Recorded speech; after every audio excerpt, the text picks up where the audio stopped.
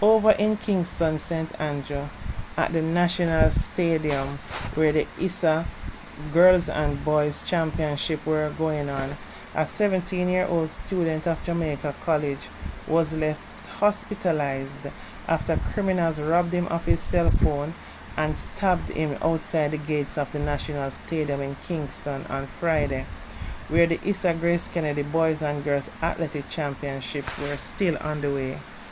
The boy, a lower sixth form student, had reportedly left the stadium and was outside the gate awaiting pickup from his mother when a group of men approached him.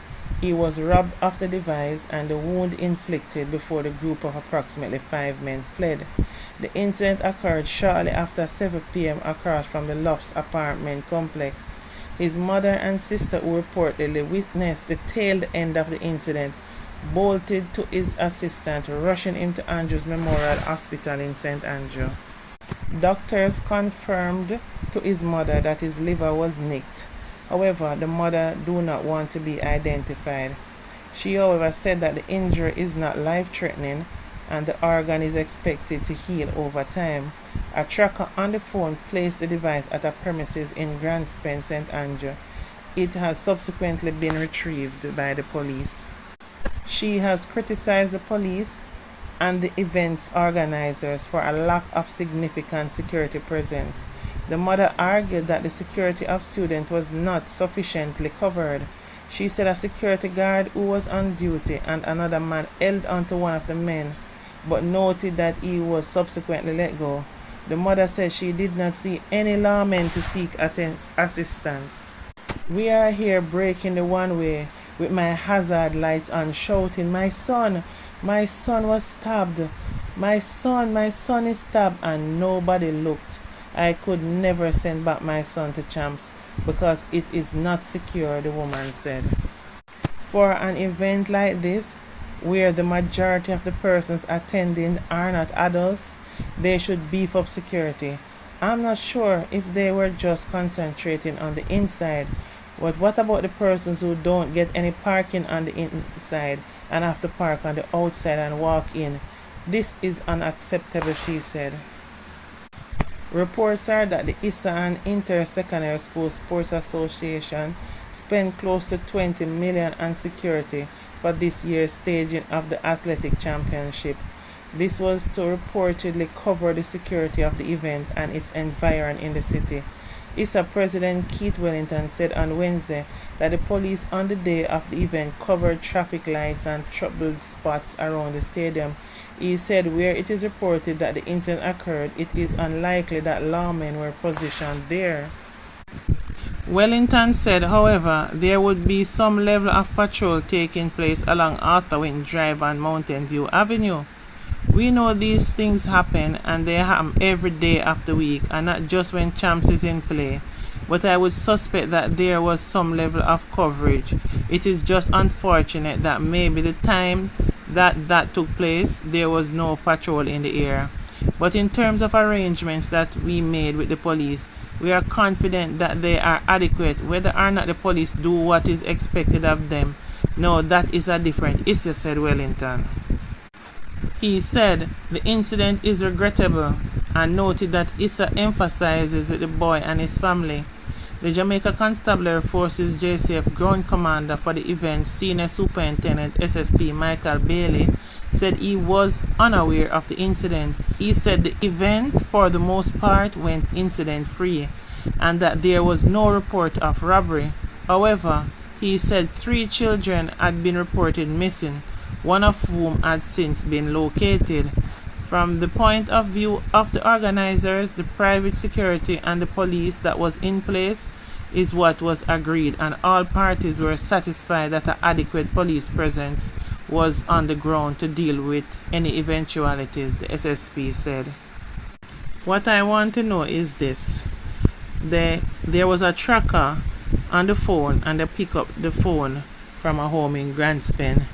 Who was arrested? Wasn't anyone arrested when they go pick up the phone? Yes, people should have been arrested or taken into custody. Why have we not heard any information on who they took the phone off? Because at the end of the day, they should be charged with at least attempted murder. The thing about it with criminals is that you lot underestimate the thinking of criminals. Criminals already know the police are patrol the area. Them watch them and see who went where and who gone where, and them know how much time in which they have to do what they are going to do. The thing is that if you have adequate police and security, if he came out at a gate for a mother to come and pick him up, there should have been some police or security station that area where at least when he go through the gate, invisible to see, and it just in case anything to happen, them can at least ward off the thieves or criminal or whatever. But then again, nothing is never perfect. You understand? And anything can happen still. But the number one thing is that we are glad that the young man has not passed. He's still here with us. And I hope he will recuperate well very soon. For me personally, I always have this thing in my head. You see, anywhere crowd is, anywhere too much Jamaican people gather, you're always going to expect something like this to happen, because Jamaican people street smart, cunning, very thief, very tricky. So you could have 1,000,000 police. Chances are, even right under them nose, the incident could have still go down if it's something they wanted to do. And a lot of these young people, they have these very expensive phone. Bet you the mom can't tell you what kind of phone the child had, because maybe it was such an expensive phone as well. And guess what happened? Instead of them have it in a bag or in them pocket, them have it out in them hand, displaying it for the criminals to see. And don't tell me, say, wait at your phone, will make you can't walk with your phone and you can't do because of your one. You'll walk with your phone and do what you want to do, no? Nobody not stop you from do that. I am just saying that to be more cautious when you're in an environment like that. All you do, you make a call, and then when mommy say, or anyone that is coming to pick you up say, I'll be out there in 5 minutes. You wait a bit, and you judge the time it will take you to reach the gate, and then allow like 2 or 3 minutes, 2 or so on. When the person, okay, I'm almost there, that is when you venture out and really step out and go to where the person is, so you don't have a long time standing at one spot, because criminals can easily spot an opportunity and run with it. Sometimes I'm even on the plaza and I see some women have on them jeans pants and them just take them expensive phone and they shove in them back pocket because it looks so sexy and it is trendy to just put your phone in your back pocket and, you know, walk along. No shirt to cover it, because of course sometimes them have on those little nice sexy tank tops and so on. And if a thief decide that he want that phone, it is easily grabbings, you know. And you know what, I always have this saying, don't dangle meat in front of dog. But you will still not stop people from doing the obvious. People will do what they want to do. You understand? And criminals will rob you any opportunity they see, they will take it. So at the end of the day, it's for you to know how you take care of your things and how you maneuver yourself out there in the space. You know, sometimes I see some people on the road and them don't have a clue as to what is going on around them, where, when, how, or what is going on, because you see from them on the phone, them down in the phone. Now you tell me, if this young man had walked out and he had his phone put away and he's looking left, right and center, just chances are he would have noticed that these guys coming his way look a bit off, and maybe he could have diverted a bit. Not saying that it was that obvious, because when you go to Champs, you're going to see group of boys, group of girls, and you're not thinking anything about it. You understand? But it is just sad though, and very unfortunate.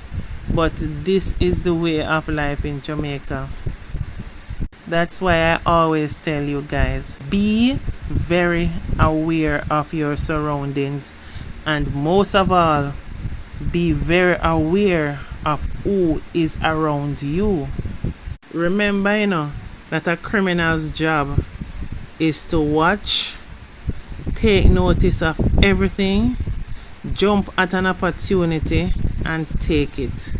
So when you go out there, you step out into these streets, you have 101 criminals out there basically checking you out, seeing if you look like a weak link, seeing if there's an opportunity, or trying to figure out, because they know how to basically undress you, and check you out, watch your movements, so that they can know when to pounce, if they should pounce, and if it's worth pouncing. And you wonder sometimes how they know. That's what they do. They know the difference. It would be like you're looking at a woman and she turn and she look at you and you see she take time cuddle her bag a little more. You know what you're thinking? That woman have something in that bag, So right then and there, guess what?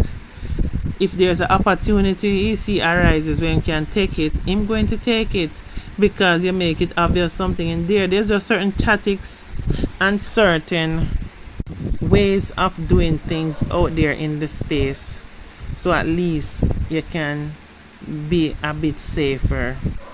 Anyway, the long and short of this is that the young man will be recovering soon. Anyway guys, be careful out there in these streets, yeah? Please remember to like, comment, and subscribe to my platform, please. Love you all. Bye for now.